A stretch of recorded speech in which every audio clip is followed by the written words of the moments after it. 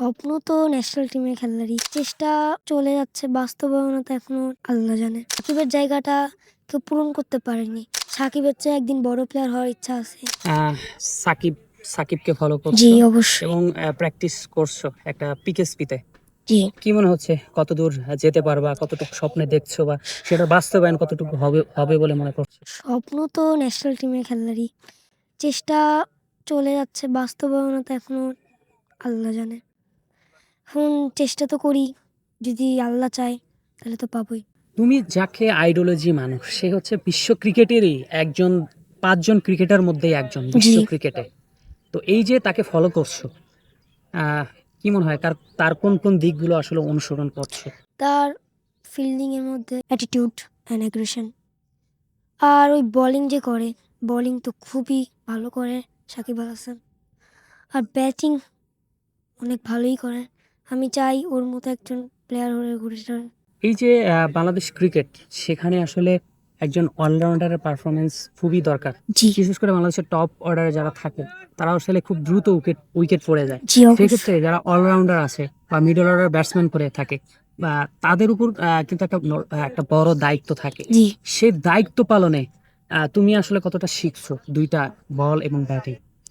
শিখছি এখন, ওই সিচুয়েশনে খেলার মতো তো গড়ে উঠছি।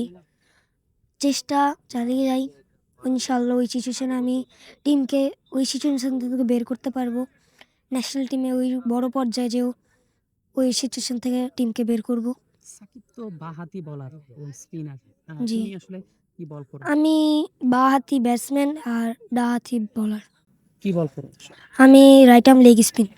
তুমি জানো আসলে বাংলাদেশ ক্রিকেটে আসলে একজন প্রপার লেগ স্পিনারের অভাব রয়েছে। অবশ্যই। এখন রিশাদ রয়েছে, যদিও আসলে মাঝে মাঝে তার পারফরমেন্স ওইভাবে দেখা যায় না, তবে ভালো করছে। জি সেক্ষেত্রে তোমার স্বপ্ন কতটুকু? আমার স্বপ্ন তো অবশ্যই ন্যাশনাল টিমে একটু বড় পর্যায়ে ভালো মানের লেগ স্পিনার আর ব্যাটসম্যান হওয়ার। মিডল অর্ডারে যাতে আমি আমার টিমকে একটু স্টেবিলাইজ করতে পারি, এটাই আমার আশা। এই যে খেলছো, প্র্যাকটিস করছো, আহ, অবশ্যই মাঠের খেলায় তোমার নিজের পারফরমেন্স তুমি জানো। জি তা কতটুকু হচ্ছে আসলে, নিজের যতটুকু আসলে দরকার বা যতটুকু আশা করেছো ততটুকু পাচ্ছো কিনা? হ্যাঁ, কয়েকটা ম্যাচ যতটুকু আশা করি তা করতে পারি না, কিন্তু মাঝে মধ্যে অনেক ভালো পারফর্ম হয়ে যায়।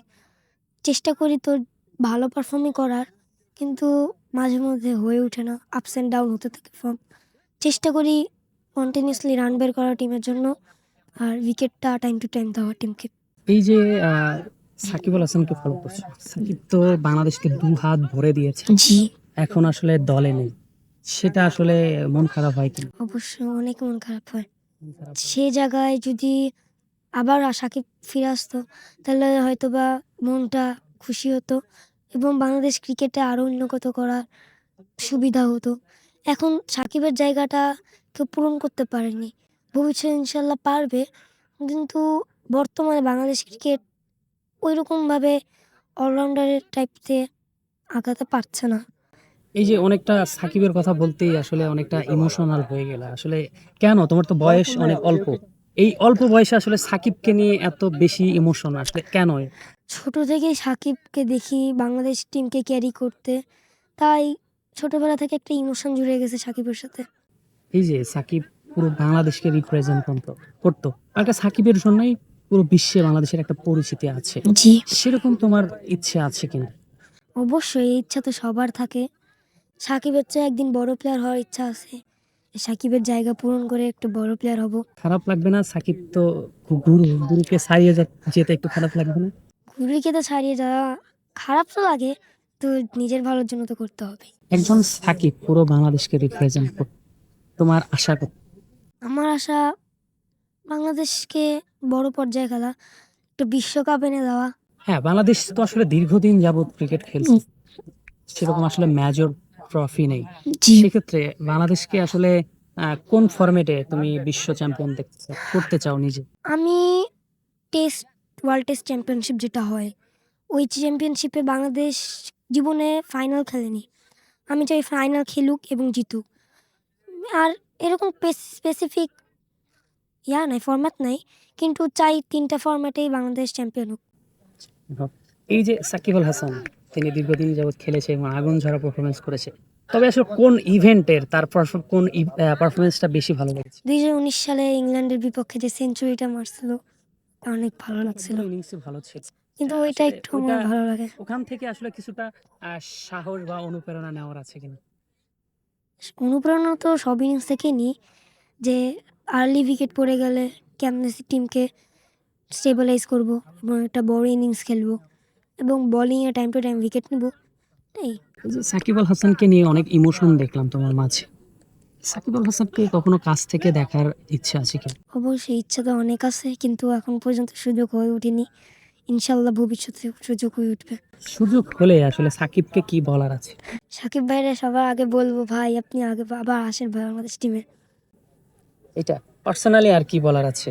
পার্সোনালি বলবো, ভাই আপনার মতো প্লেয়ার কেমনে করে উঠবো, আপনি ফিল্ডে কি কি টেকনিক ব্যবহার করবেন যেগুলোতে ভালো পারফর্ম করা যায়। মানে চাইছেন সাকিবের থেকে জি। টিপস নেওয়ার জন্য। টিপস সেক্ষেত্রে সাকিবের স্টুডেন্ট হওয়ার ইচ্ছা আছে কিনা? সাকিব তো হয়তো ফিউচারে তিনি হয়তো কোচিং প্যানেলে আসবেন, হয়তো কোচ অবশ্যই। হবেন। কি মনে হয় তার আন্ডারে কোচিং প্যানেলে থাকার ইচ্ছা আছে কিনা? অবশ্যই, এটা তো ছোটবেলা থেকে ইচ্ছা, সাকিবের কাছ থেকে ক্রিকেট শিখবো এবং টিপস নিবো কিছু। সাকিবকে পুরো বাংলাদেশ মিস করে আসলে। এই যে সাকিব যাওয়ার পর বাংলাদেশ ক্রিকেট কিছুটা ব্যাকফুটে আছে। জি, কোন বিষয়টা আসলে সবচেয়ে বেশি ঘাটতি হচ্ছে বলে মনে হয়?